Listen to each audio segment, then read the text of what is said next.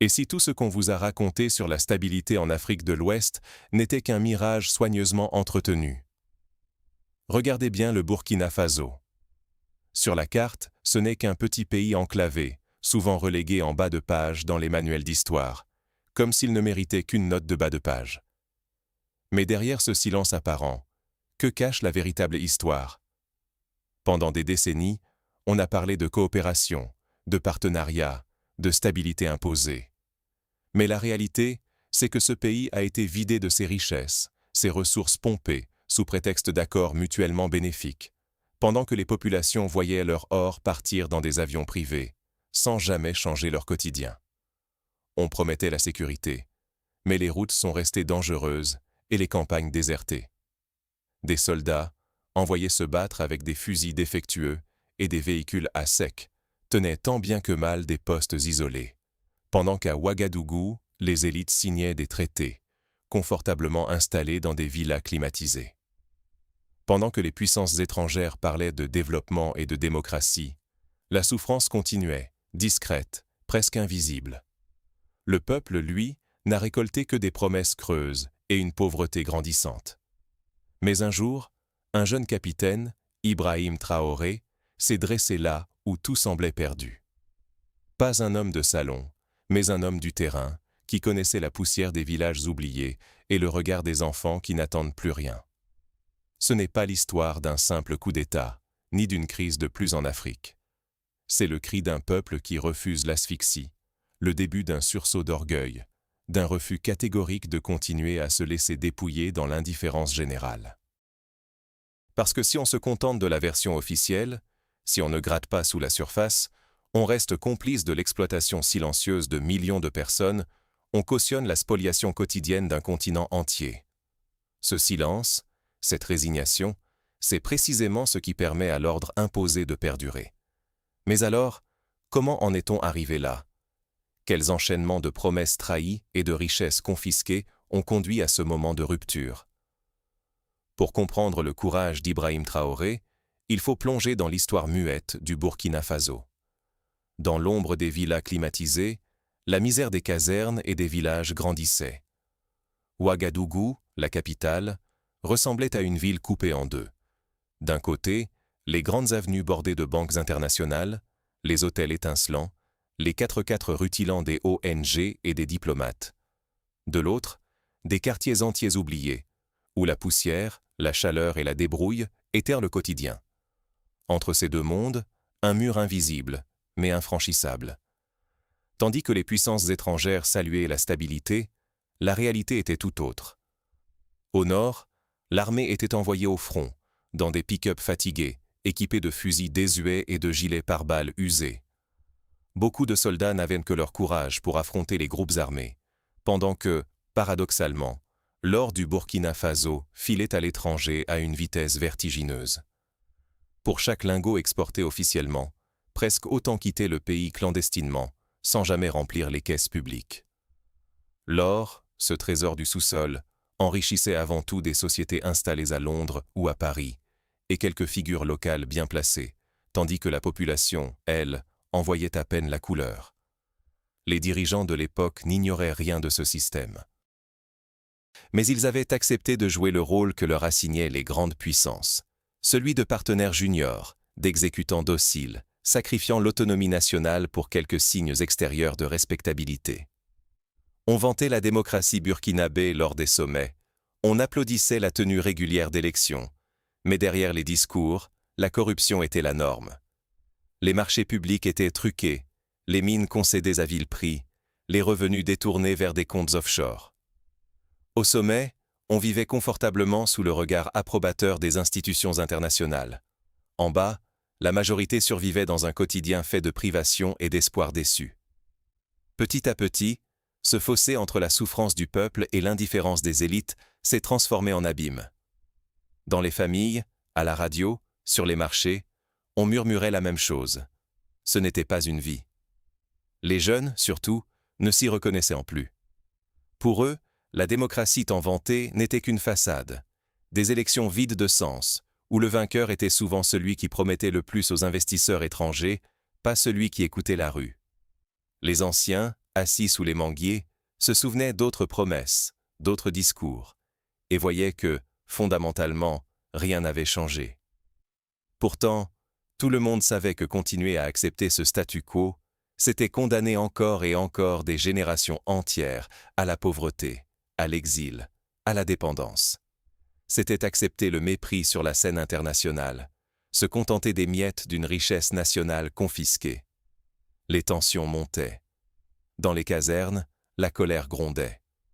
Les soldats, qui risquèrent leur vie chaque jour, se demandaient pourquoi ils combattaient sans moyens, pendant que les élites s'enrichissaient et que le sang coulait dans l'indifférence générale. Les villageois, eux, voyaient leurs terres dévastées, leurs écoles fermées, leurs hôpitaux abandonnés, tandis que l'État semblait n'être là que pour taxer et contrôler, jamais pour protéger. Le sentiment d'injustice était partout. La vraie démocratie, celle qui donne la parole au peuple, paraissait hors d'atteinte. Le pays était devenu le terrain de jeu d'intérêts étrangers, les décisions majeures prises à l'extérieur, la souveraineté sacrifiée sur l'autel de la dette et des partenariats stratégiques. C'est dans cette atmosphère étouffante que le point de bascule arrive. Mais qu'est-ce qui déclenche réellement la rupture? Ce n'est pas un ennemi dans le désert, mais un ennemi dans le palais qui gangrène le pays. Pendant des années, le Burkina Faso semblait enfermé dans un cercle vicieux, des dirigeants dociles, des accords opaques, et un peuple condamné à regarder ses richesses filer loin de lui. Mais tout a basculé lorsqu'Ibrahim Traoré et ses compagnons ont posé un regard neuf sur l'administration du pays. Ce qu'ils ont découvert ressemblait à une scène sortie tout droit d'un roman noir. Pour chaque once d'or officiellement déclarée, le double disparaissait par des circuits clandestins, échappant totalement au trésor public. Un pillage organisé, institutionnalisé, au vu et au su de tous, mais surtout au profit de quelques-uns. Ce fut le choc et la prise de conscience. Le capitaine Traoré n'a pas perdu un instant. Fini les discours creux. Il ordonne la révision immédiate de tous les contrats miniers. Des contrats hérités d'une époque où la voix du colonisateur était la seule qui comptait, signés dans l'ombre, souvent pour des miettes et au détriment du bien commun. C'était une rupture radicale, un bras d'honneur à des décennies de soumission économique. Désormais, il n'était plus question que le Burkina serve de tiroir-caisse à des multinationales, pendant que les écoles tombaient en ruine et que les dispensaires manquèrent de tout. Le regard du monde entier s'est alors tourné vers ce jeune homme, à peine la trentaine, qui osait tenir tête aux géants de l'industrie minière. Pour la première fois depuis longtemps, on entendait une voix burkinabé affirmer, sans trembler: « L'or du Faso appartient au peuple du Faso. » Mais cette révolution n'était pas seulement économique. Elle redéfinissait l'âme d'un pays. Ceux qui avaient vécu les illusions perdues des indépendances trahies ressentaient enfin que, pour une fois, la vérité était dite à voix haute, sans peur. Fini les limites imposées par une langue ou des intérêts étrangers. C'étaient les frontières du possible que l'on redessinait. Ibrahim Traoré parlait d'un partenariat nouveau avec les voisins, basé sur le respect mutuel, non plus sur la soumission. Les liens se tissaient avec d'autres peuples en quête d'émancipation, loin des validations des capitales européennes. Dans les villages reculés, la transformation prenait cher. Imaginez une mère dans une bourgade du Nord. Depuis des années, elle vivait dans l'angoisse, guettant à l'horizon la poussière annonciatrice des groupes armés. Ses fils avaient fui vers la ville, faute de sécurité et d'emploi. Mais tout change avec la nouvelle politique. L'armée n'est plus une forteresse lointaine. Elle devient une alliée du quotidien. On met en place des programmes de volontariat, on donne aux habitants le droit de défendre leurs terres, avec le soutien actif de l'État.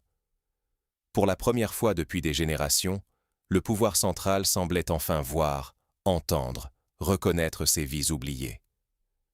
Les chiffres racontent alors une histoire d'espoir. En 6 mois, les recettes internes bondissent de 15%. Rien qu'en fermant les brèches par où s'évadèrent les richesses, l'État parvient à réinjecter de l'argent dans les écoles, les centres de santé, les projets locaux. Ce n'est pas un miracle, mais un changement de priorité radical, la gestion pour le peuple et non pour une poignée de privilégiés ou de partenaires extérieurs. Évidemment, cette affirmation de souveraineté n'a pas tardé à provoquer des secousses bien au-delà des frontières. Les instances régionales, souvent les bras armés d'intérêts plus grands encore, se sont empressés de condamner la menace que représentait ce nouvel élan. On a parlé d'isolement, de sanctions, du risque de chaos. Les pressions extérieures se multiplient, gel d'avoirs, suspension de l'aide, injonction à revenir à la normale, c'est-à-dire à l'ancienne dépendance. Mais Traoré ne cède pas. Sa réponse ne vient pas par de longs discours diplomatiques, mais par des actes. Il sait que la souveraineté ne se quémande pas, elle se prend et se défend. Pour le peuple, le risque est immense. Oser rompre avec un ordre injuste, c'est s'exposer à la guerre économique, à l'isolement, à l'étouffement financier. Mais ne rien faire, c'est accepter la lente agonie, l'humiliation permanente, la disparition pure et simple du pays sur la carte du monde. Le choix est cruel, mais il est aussi porteur d'espoir. Jamais le sentiment de dignité n'a été aussi fort que dans cette épreuve du feu. Sous la pression, la résistance s'organise aussi dans l'ombre.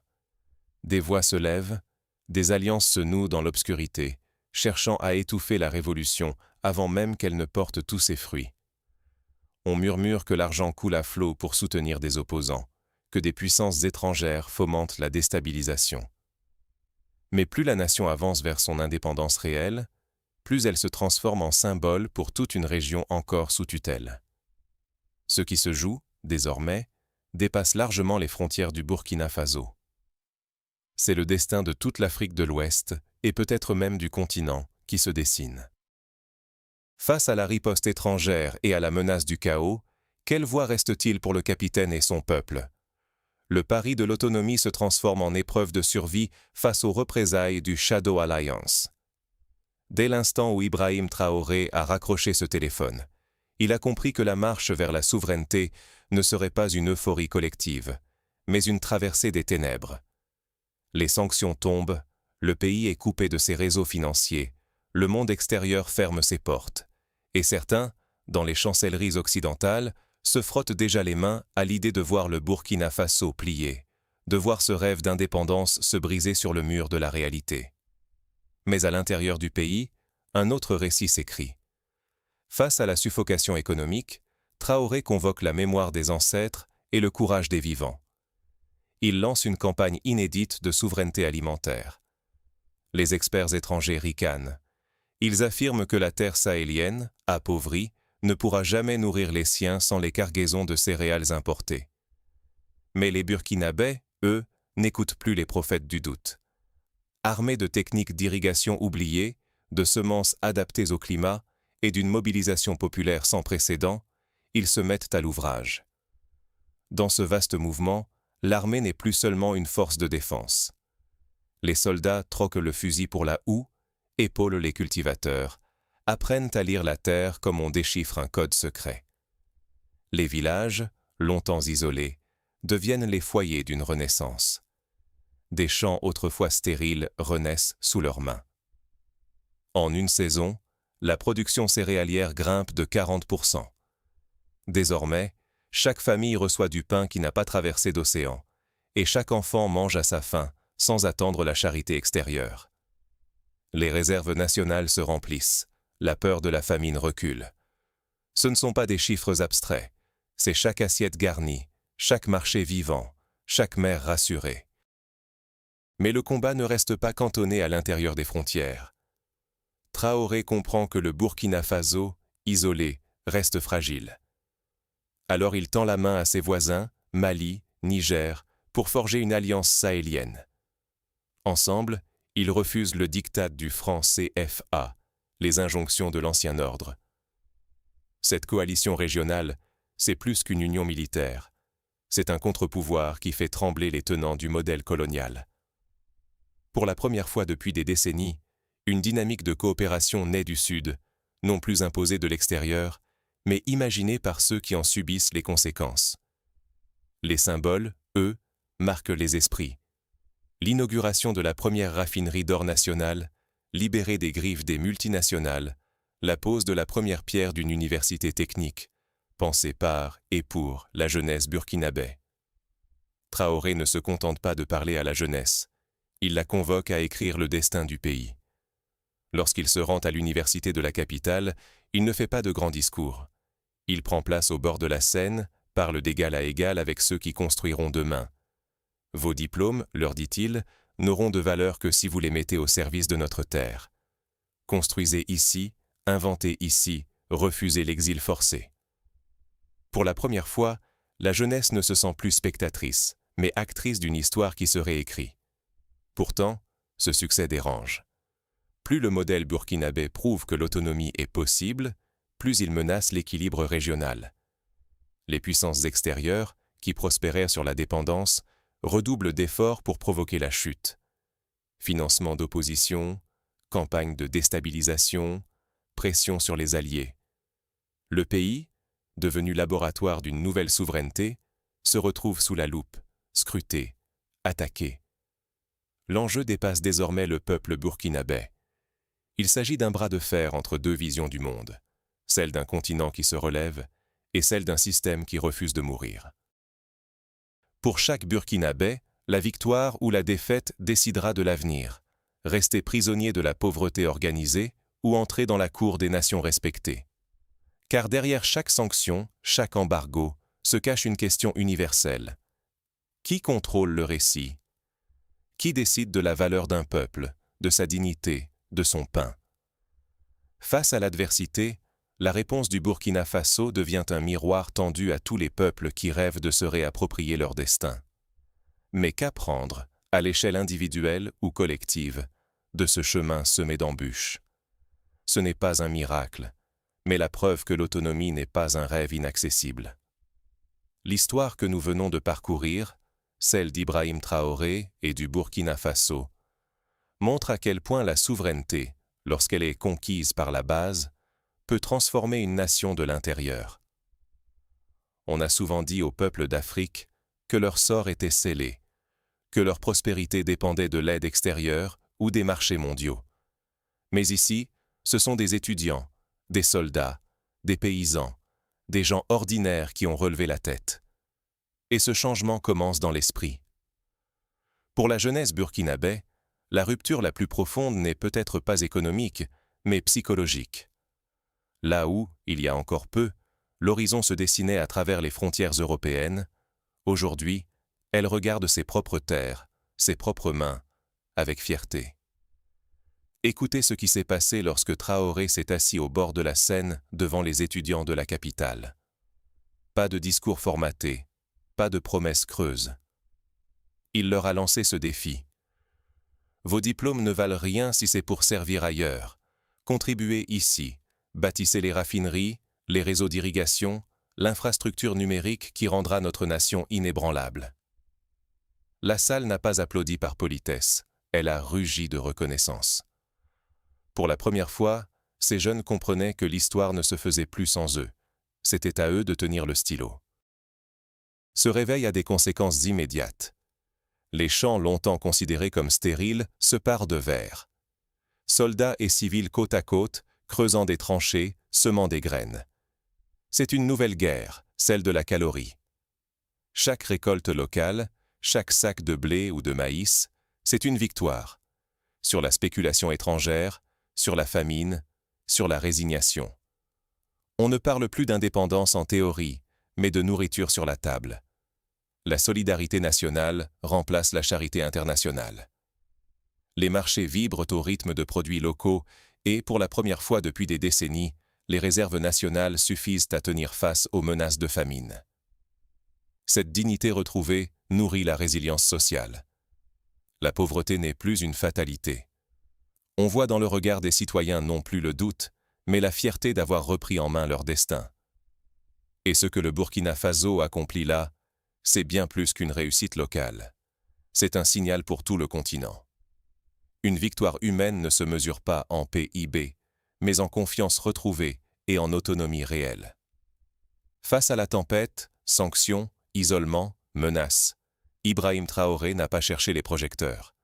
Il n'a pas gouverné depuis une villa, mais depuis la caserne, partageant la poussière et la sueur du peuple. Son humilité inspire une génération qui voit enfin un leader porteur de leur réalité, pas d'un rêve importé. Et quand le monde attendait l'effondrement, le Burkina Faso a trouvé de nouveaux alliés, forgeant une union inédite avec le Mali et le Niger, bâtissant un bouclier économique et défensif que personne n'attendait. La leçon à retenir, elle est là. Aucune nation n'est trop petite pour être grande, aucun peuple trop pauvre pour être fier. Mais attention, ignorer cette leçon, c'est risquer de retomber dans les vieux schémas, dépendance, dévalorisation, soumission. C'est laisser d'autres écrire notre histoire à notre place. Reste une question, la plus importante. Maintenant que ce chemin existe, quelle est notre responsabilité, à nous tous qui en sommes témoins? Quand un peuple décide de ne plus demander la permission d'exister, le monde change. Ce que nous venons de parcourir ensemble, c'est bien plus que l'histoire d'un chef ou d'une révolution. C'est celle d'une société qui a osé dire non aux vieux réflexes de dépendance, qui a préféré la fierté à la soumission, qui a choisi de transformer la peur du lendemain en énergie pour aujourd'hui. À Ouagadougou, lorsque l'or du Burkina a coulé pour la première fois dans un moule forgé au pays, un vieux système s'est éteint en silence. Fini l'or qui file, brut, vers d'autres continents en cadeaux empoisonnés. Désormais, cette richesse reste sur place, pierre angulaire d'un avenir construit par et pour le peuple. Et ce n'est pas qu'une question de minerais ou de marché. C'est une victoire humaine, celle de voir les jeunes qui autrefois rêvaient d'Europe, aujourd'hui bâtir, planter, inventer chez eux. Les marchés débordent de céréales locales, les greniers regorgent, et pour la première fois depuis trop longtemps, le mot famine ne rime plus avec fatalité, mais avec résistance. Ce n'est pas un miracle, c'est le fruit du courage de ceux qui refusent de plier, et d'un capitaine qui dort dans la caserne, pas dans une villa dorée. Mais soyons honnêtes, choisir la liberté, c'est accepter l'inconnu. Rester dans la cage dorée, c'est la sécurité. Mais à quel prix? Perdre la main sur ses terres, son identité, son récit. Le Burkina Faso a fait son choix. Et ce choix, il résonne bien au-delà de ses frontières. Car chaque fois qu'une voix s'élève, que ce témoignage circule, c'est un peu de la mémoire de tout un continent qui se réveille. Alors, à toi, derrière ton écran, quel camp choisis-tu? L'ordre confortable imposé d'en haut ou l'audace de forger ton destin, envers et contre tout? Si cette histoire t'a touché, abonne-toi, partage, commente, non pas pour des chiffres, mais pour amplifier le chant de celles et ceux qui refusent d'être effacés. Ensemble, faisons vivre ces récits, car l'indépendance n'est pas qu'un mot, c'est un combat, un espoir, et surtout, un pont vers la dignité retrouvée.